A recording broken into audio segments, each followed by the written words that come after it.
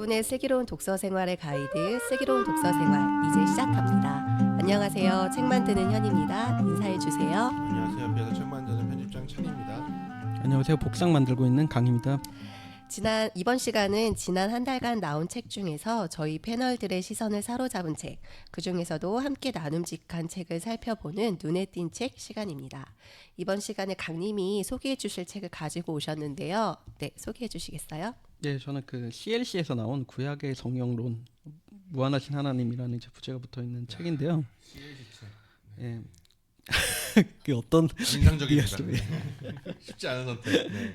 아니 저는 이제 그 출판사나 뭐 다른 것들을 보고 이렇게 했다기보다 이 잭 레비슨이라는 저자를 되게 좋아해서 네. 제가 이전에 이제 2016년에 나온 책인데 맞아요. 성령과 신앙이 되게 인상 깊게 재밌게 읽었어요. 네, 저도 엄청 재밌게 봤어요. 네, 그래서 이제 그 이후에 이 저자를 기억하고 있었는데 이때 당시에 그 에클레시아 북스에서 나온 이제 이분의 다른 저서들이 있었는데 이런 책들이 절판돼 있어가지고 그 제가 구하지를 못하고 있다가 이 그 에클레시아 북스에서 나온 책 중에 성령 그 신선한 바람 같은 경우는 2022년에 이제 강은사에서 내가 알지 못했던 성령이라는 이름으로 이제 개정판이 나왔어요. 그래서 뭐 그래서 이 책도 읽었는데 그 과연 이제 전에 성령과 신앙을 읽으면서 느꼈던 그 재미, 그 성경 신학자들의 글을 읽을 때 느끼는 그런 특유의 재미가 있는 것 같아요. 그래서 이제 그런 재미, 약간 신선한 충격 뭐 이런 것들을 좀 느꼈고 그래서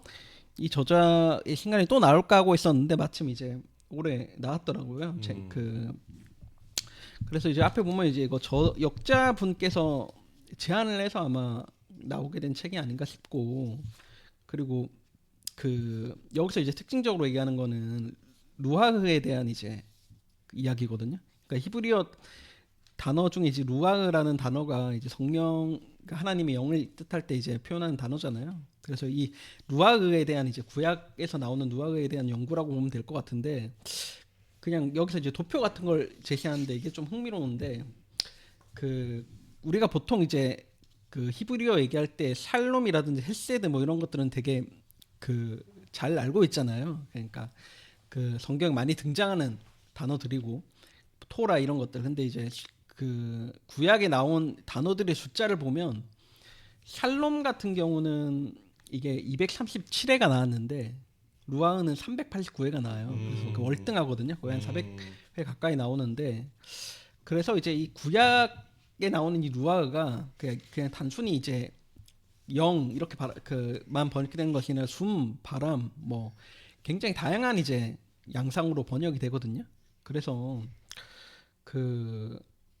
그런 것들에 대한 뉘앙스에 대해서 좀 이야기를 하는 것 같아요. 그래서 깔끔하게 그냥 인간의 영, 뭐 하나님의 영 이게 이제 나뉘어져 가지고 좀 그 번역이 돼서 나오는 것처럼 이렇게 사람들이 그 구약을 읽으면 생각을 하는데 사실 그렇지가 않고 그런 부분들도 굉장히 애매모호한 이제 층위들이 좀 있다. 뭐 이런 것들이랑 뭐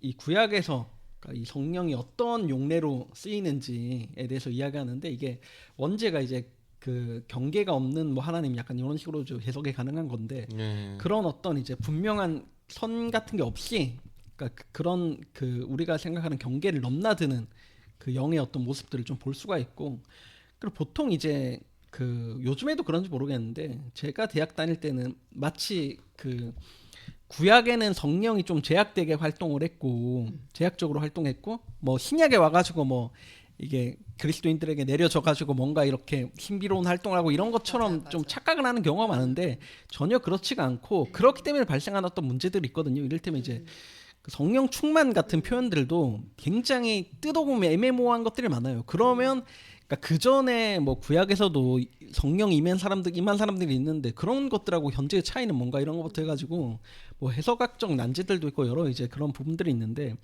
근데 성경 신학자 그 굉장히 뛰어난 성경 신학자는 그런 어떤 미묘한 차이들도 잘 이렇게 탐구하면서 고민하고 막 이러는 흔적들이 잘 드러나서 저는 그게 좋은 것 같고 뭐 저는 그 전에 이제 잭 레비슨에게 받았던 충격 같은 게 뭐 지금 그 책 읽은 지가 오래돼서 정확하게 기억은 나지 않지만 그러니까 내가 알지 못했던 성령 같은 경우는 제가 그냥 하나 좀 명확하게 잡고 들어간 거는 그러니까 성령이 예수를 이제 그 광야로 인도를 하잖아요. 그러니까 다른 그 사탄의 시험을 받는 그 장소로 인도한 존재가 어떤 이제 나쁜 어떤 그런 존재가 아니라 성령 인도를 했다라고 하면서 그게 우리 삶도 마찬가지로 우리가 그 보통 이제 뭐 욥기나 이런 데서 말하는 것처럼 누가 고통을 당하거나 누가 굉장히 위기에 처하거나 그런 것들이 마치 그냥 뭐 사탄의 어떤 시험이라든지 그런 식으로 이제 해석을 하는 경우가 많은데 그게 아니라 예수를 마치 그 강야로 몰아넣었던 그 사나운 폭풍 가운데 이제 강야로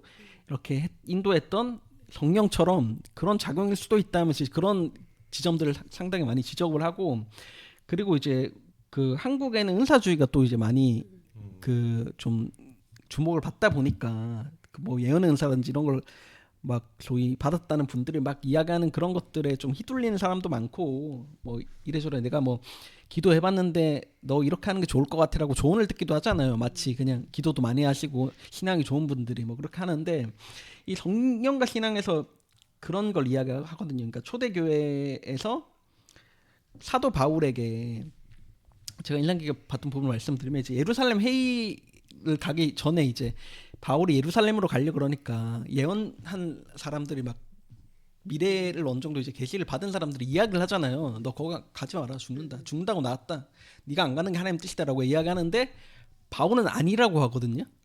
그러면서 가서 이야기를 하는데 그 마치 이제 그 미래를 보고 온 것처럼 이야기했던 그런 것들조차도 토론을 하면서 길을 찾더라고요. 그런 것들이 애초에 이제 우리 초대교회의 모습이었다라고 이야기를 하면서 마치 뭔가 그런 어떤 기도에 영험한 사람이 너 뭐 나중에 어떻게 된다는 식으로 뭐 이렇게 얘기를 한다든지 그런 이상한 얘기를 할 때 그러니까 내가 거기서 어떤 포지션을 취해야 되는지에 대해서 생각을 하는데 그게 전혀 어떤 이성의 어떤 그 작용이라든지 그런 것과 동떨어지지 않은 여러 상황도 따져보고 여러 가지를 다 이렇게 놓고 고민을 하는 그 과정 자체가 그 숙고하는 그게 그 성령의 역사는 함께 갔던 것이지 마치 그냥 내가 뭐 기도하는 중에 뭘 봤어 뭐 그래서 뭐 거길 막 쫓아가는 게 그 초대교회 때부터 지향했던 성령의 활동은 아니었다. 마치 이제 그 오늘날 초대교회를 생각하면 뭔가 뭐 신비일들이 막 일어나고 이런 것들처럼 생각하는데 전혀 뭐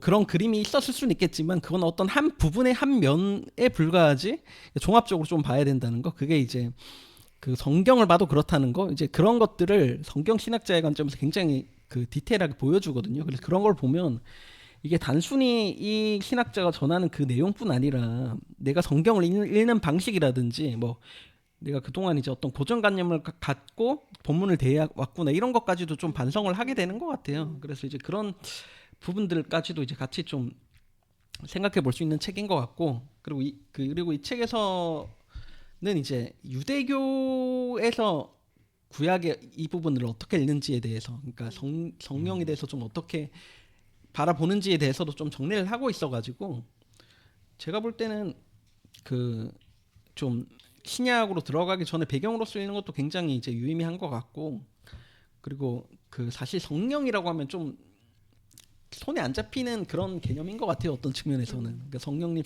뭐 우리가 이렇게 뭐 예배하면서 이야기를 하는데 그래서 그 활동이라든지 그런 것들에 대해서 전혀 좀 감을 못 잡거나 좀 그 되게 애매모호해 보이는 부분들도 많은데 그런 것들이 그 좀 어디에서 연유를 하는 것이고 또 어떻게 우리가 좀 그 성령의 활동을 봐야 될지에 대해서도 좀 알아갈 수 있는 뭐 그런 책인 것 같아요. 그리고 마침 보니까 저기 그 엠마오에도 홍동욱 목사님이 네네네네. 올렸더라고요. 추천하는 책으로 해서. 그래서 저는 뭐 그 그냥 흥미 위주로 읽으셔도 되게 그냥 재밌게 읽을 수 있는 책이 아닌가 싶어요. 물론 이제 뭐 엄청 뭐 새로운 통찰을 주는 그런 류의 책은 아니지만 그러니까 본문을 하나하나 이제 살펴보면서 좀 어떻게 그 성령이 다루어지고 있는지 그러니까 예를 들면 이제 각 장마다 이 장을 읽기 전에 읽어야 할 본문 해가지고 막 본문들을 제시를 하거든요. 그래서 뭐 그런 거 읽어보시면 좀 성경을 보는 눈이라든지 좀 그런 것들이 좀 확장되지 않을까 싶은 생각이 듭니다. 레빈슨만큼 성령에 이렇게 천착하는 학자를 못 본 것 같아요. 아 그렇죠. 예. 성령의 진심이다. 계기가 있을까요? 그러게요. 근데 그런 얘기들은 저는 뭐 잘 본 건 아닌 것 같고 모르겠고 잘.